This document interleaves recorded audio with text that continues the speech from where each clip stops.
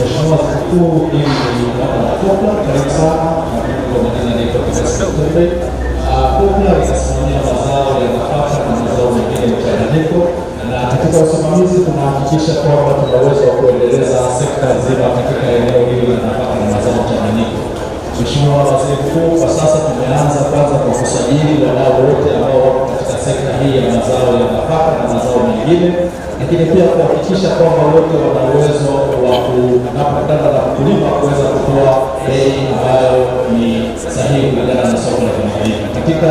muda ambao tumeshaanza kufanya kazi, Mheshimiwa Waziri Mkuu, tumeweza kujitahidi mkulima anapata karibia 70 mpaka 80 ya bei ya soko la kimataifa, lakini pia tumejitahidi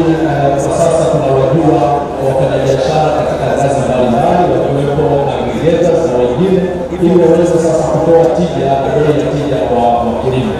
Na kwa sasa Mheshimiwa Waziri Mkuu, kupitia mfumo huu tayari tuna treni mazao ya ufuta, mazao ya choroko, mazao ya mbaazi,